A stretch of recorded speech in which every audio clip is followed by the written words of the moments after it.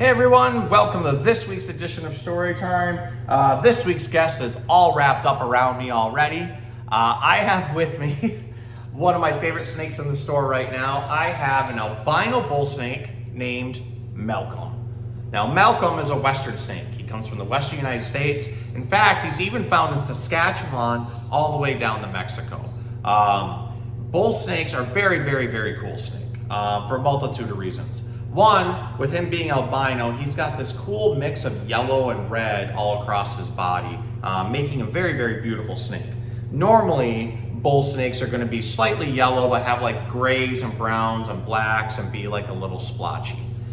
Bull snakes are actually one of the largest North American snakes too.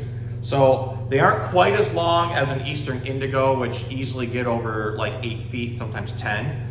These guys are usually 6 to 8 feet. And they don't get as girthy as a rattlesnake, which can be about that big around comparative to his body, but these guys do get mistaken for rattlesnakes a lot. Bull snakes actually get their name because when they get really mad, they fill their neck up with air, kind of puff it up, and then they'll push out the air really hard, and it'll make a grunting sound like a bull. They'll also mimic a rattlesnake by rattling their tail. So when rattlesnakes rattle, their tail goes up and it shakes like this, making the rattle sound. Bull snakes, on the other hand, though, because they aren't very good at climbing and like to stay really low to the ground, they keep their tail low and they rattle it back and forth against leaf litter, and it ends up mimicking that rattle that a rattlesnake has. But really, these guys are pretty harmless. Their first defense mechanism is literally to just blend in with everything and to try to hide. And if they have to, they'll try to slither away, but they're not exactly the fastest snake. So they tend to stick near their burrows and stuff, or be able to go underneath things to hide. Now, as you can see, he's pretty active right now. A lot of that is because he's trying to find a safe spot.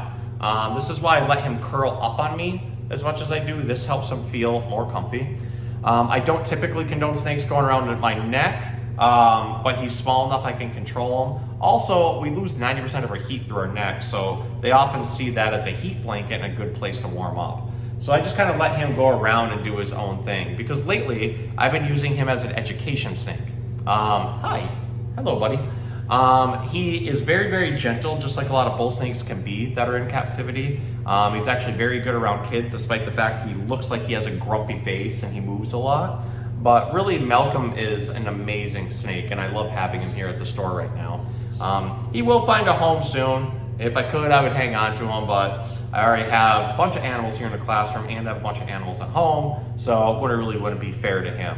But he is beautiful, and I absolutely love him. So Malcolm is going to help me read a book this week called Dolly Parton's Billy the Kid Makes It Big. Figured this would be a good book just because it's written by Dolly Parton. And I picked Malcolm to go with it because she's a country western singer. He comes from Western United States, and ironically, his colors match the cover of the book. So we're gonna go ahead and read Dolly Parton's Billy the Kid Makes It Big. And since I'm wearing a Ted Lasso hat and we're reading a country western book, I may even just do a country western voice. So here we go. Billy the Kid was born with an ear for music. Music made Billy feel connected to something bigger than himself. At the pluck of a guitar string, he'd race over and bark to the beat. Whenever he closed his eyes, he dreamed of having his own country band so he could make great music with great friends.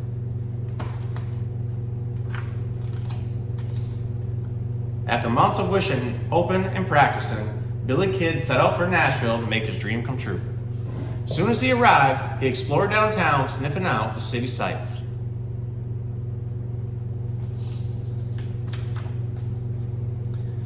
When a sign caught his eye, his stubby tail began to wag. This is it! Quickly, Billy joined the sign-up line. New around here? Asked a large dog.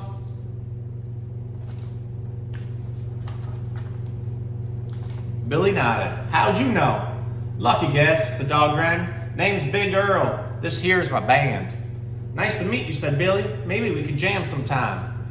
You play with us? Big Earl laughed. You're barking up the wrong tree. You're clearly not a metropolitan like us, added Big Pearl, her nose in the air. Beat it, kid, bellowed Big Merle. Billy the Kid tucked his tail between his legs and ran.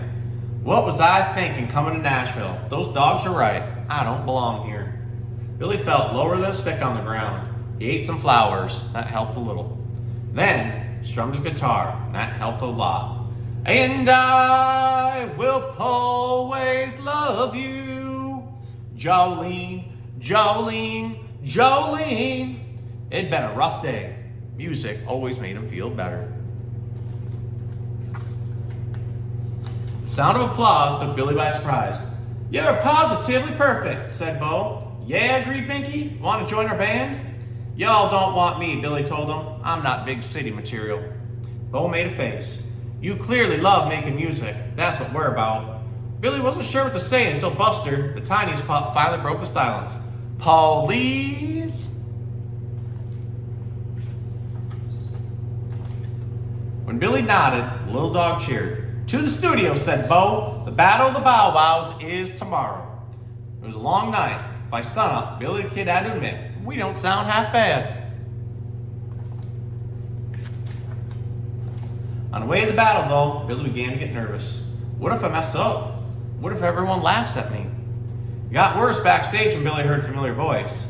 "Who let you in, Pipsqueak?" asked Big Earl. "And what are you wearing?" asked Big Pearl. Billy froze. And then he realized they weren't talking to him. "They're picking on Buster," cried Binky.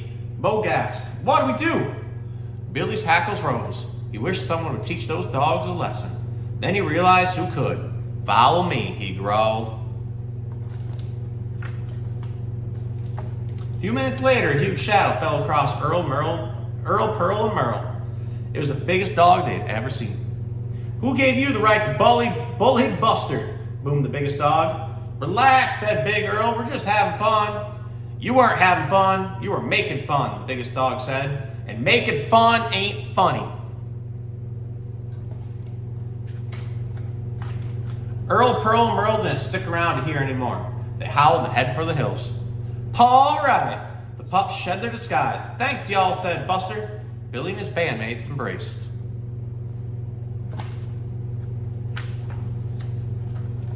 The lights dimmed. The Battle of Bow Wows began. It was an epic battle. Dogs crooned, dogs twanged, dogs howled, wailed, and sang.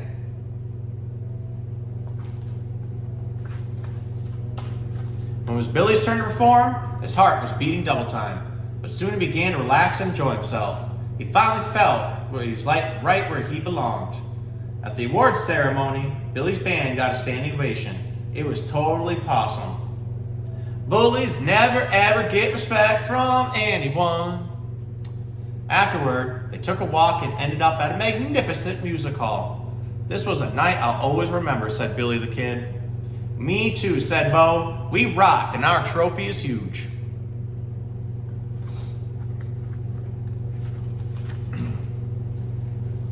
Just then, Billy's favorite singer stepped on stage. Her warm voice reminded him why he came to Nashville. "Let's celebrate our differences instead of making fun." "The trophy's great," Billy said to his friends, "but I feel like we won something even bigger." That was an awesome book by Miss Dolly Parton, which comes as no surprise because Dolly Parton is an amazing human being.